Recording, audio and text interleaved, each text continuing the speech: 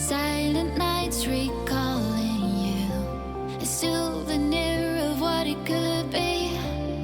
Pieces of my mind are yours. I forgot the parts I'm missing. I pretend that we are okay, like nothing's ever broken. And I pretend that we are dancing, like the nights are never ending. සුබ දවසක් කියලා පිළිගන්නවා අදත් මගේ යාළුවෝ හැමෝටම. ඉතින් 2019 අවුරුද්දේ Samsung සමාගමෙන් යාළුවගේ ෆ්ලැග්ෂිප් සහ හයි එන්ඩ් ඩිවයිස් වලට අමතරව සාමාන්‍යයෙන් ඔය Vivo, Oppo, Xiaomi සහ Huawei වගේ බෑන්ඩ් වලට තරගෙට මෙයාලා බජට් සහ මිඩ් රේන්ජ් ඩිවයිස් කිහිපයක්ම මේ අවුරුද්දේ ගොඩක් එළියට දැම්ම. විශේෂයෙන් මෙයාලගේ මිඩ් රේන්ජ් ඩිවයිස් වන A50 සහ A30 ගොඩක් අය අතර ජනප්‍රිය වුණා. ඉතින් ඒකෙනොත් බජට් ස්මාර්ට්ෆෝන් කිහිපයක් මෙයාලා එළියට දැම්මා. මොකද කලින් ආවේ J series කියන එක. නමුත් මේ අවුරුද්දේ මෙයාලා මේ බජට් series එක නම් කරා A සහ M වශයෙන්. ඒකෙනොත් ගොඩක් ගණන් අඩු බජට් ඩිවයිස් එකක් තමයි අද මේ වීඩියෝ එකෙන් කතා කරන්න යන්නේ. ඒ තමයි Samsung A10 කියන බජට්ම ස්මාර්ට්ෆෝන් එක ගැන. ඉතින් විශේෂයෙන්ම මේ ඩිවයිස් එක මම අද රිවිව් කරන්න ගත්තේ මේකේ තියෙන ප්‍රයිස් එක ඇත්තන රුපියල් 18000 ඉඳන් රුපියල් 20000 අතර මිලදී ගන්න පුළුවන් ගොඩක් හොඳ ඩිවයිස් එකක්. එහෙනම් වැඩි කතා නැතුව අපි යන් වීඩියෝ එකට.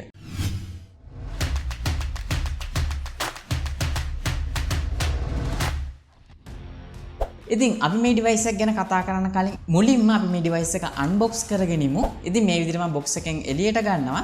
එළියට ගත්තට පස්සේ අපිට බලා ගන්න හම්බෙන මේක ඇතුලේ තව බොක්ස් එකක්. ඒකේ අපිට බලා ගන්න හම්බෙන්නේ පේපර් වර්ක්ස් කිහිපයක් විතරයි. මේකට බෑක් කවර් එකක් ඇවිල්ලා නැහැ. ඉතින් මම හිතනවා මේකේ ප්‍රයිස් පොයින්ට් එකත් එක්ක තමයි මේ වගේ දෙයක් කරලා තියෙන්නේ කියලා. ඔන්න ඊළඟට තියෙනවා අපේ ඩිවයිස් එක.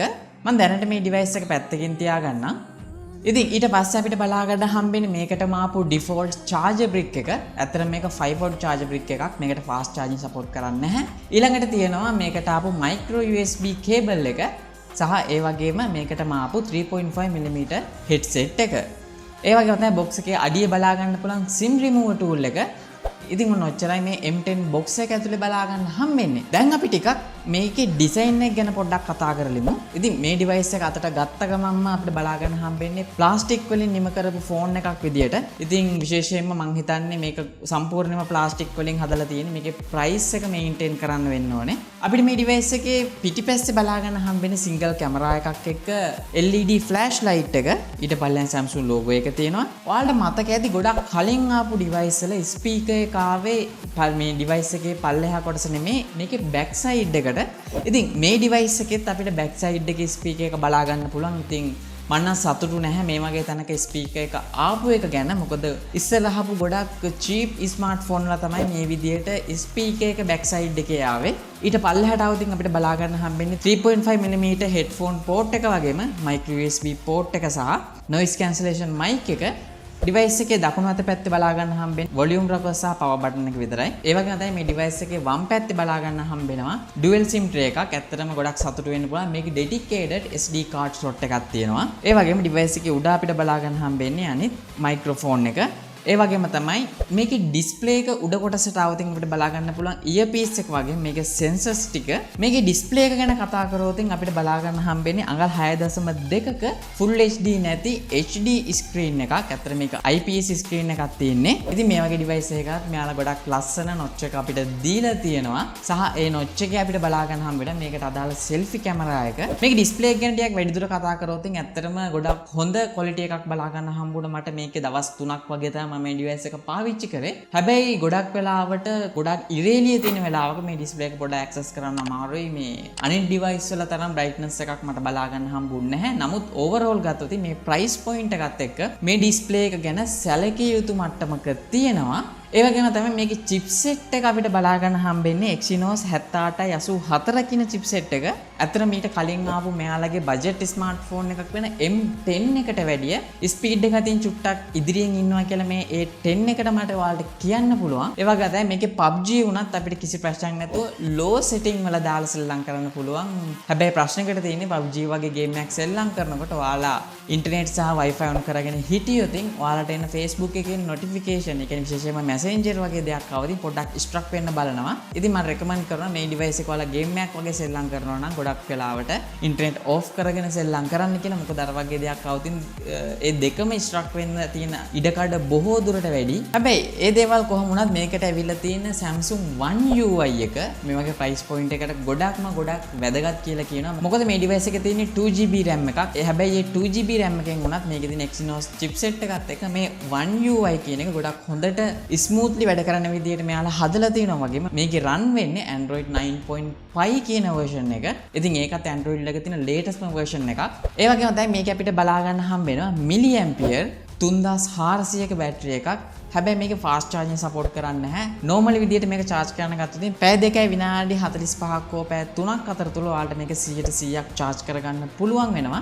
ඒ වගේම තමයි මේක අපිට 32GB internal storage එකක් හම්බ වෙනවා. විශේෂයෙන්ම මගේ price point එකකට මේ වගේ capacity එකක් එන එක ගොඩක් සතුටු වෙන්න පුළුවන්.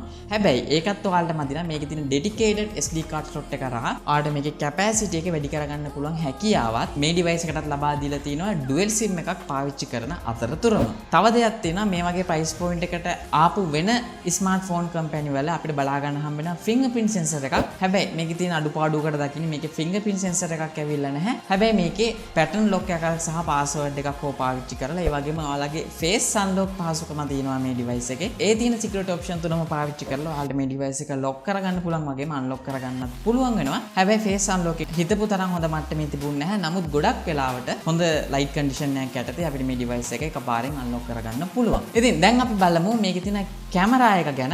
මේකේ බැක් එකේ බලා ගන්න හම්බෙන්නේ මෙගාපික්සල් 13ක කැම් එකක්. හැබැයි ප්‍රශ්නයකට තියෙන්නේ මීට කලින් ආපු M10 එකේ අපිට ඩුවල් කැමරා සෙටප් එකක් බලා ගන්න හම්බුණා. හැබැයි මේකෙදි එක කැමරාවක් අයින් කළා. ඒ කියන්නේ වයිඩ් ලෙන්ස් එකක් අයින් කරලා මේකට දාලා තියෙන normal standard lens එකක්. හැබැයි ඒ device එකේ තියෙන detail වලට වඩා මේ device එකේ ආපු single camera එකේ detail ගොඩක් හොඳ මට්ටමක තිබ්බා. මොකද ඔයාලා ගොඩක් හොඳට එළියේ තියෙන අවස්ථාවක මේ device එකෙන් ෆොටෝ කැප්චර් කරනවා නම් ගොඩක් හොඳ detail අපිට බලා ගන්න හම්බෙනවා. ඉතින් ඒ වගේම තමයි color reproduction එක උනත් ගොඩාක් හොඳ මට්ටමක නැතත් සාමාන්‍ය දුරකට වැඩක් ගන්න පුළුවන් තත්යකට තියෙනවා කියලා මට ඔයාලට කියන්න පුළුවන්. ඉතින් දැන් අපි බලමු මේකේ selfie කැමරා එක ගැන. මේකේ selfie කැමරා බලා ගන්න හම්බෙන්නේ අපිට මෙගාපික්සල් 5කින්. ඒ වගේම තමයි මේකේ beauty mode එකක් තියෙනවා. portrait mode එකක් නැහැ. හැබැයි මේකේ beauty mode off කරලා capture කරන image වල ගොඩක් හොඳ detail බලා ගන්න හම්බෙනවා. ගොඩක් හොඳට එළියේ තියෙන අවස්ථාවක. හැබැයි low light වලදී නම් ගොඩක් noisy එක ටිකක් low quality image තමයි capture වෙන්නේ. හැබැයි overall ගත්තොත් මේ වගේ price point එකත් එක්ක මේකට ආපු back camera එක සහ selfie camera එක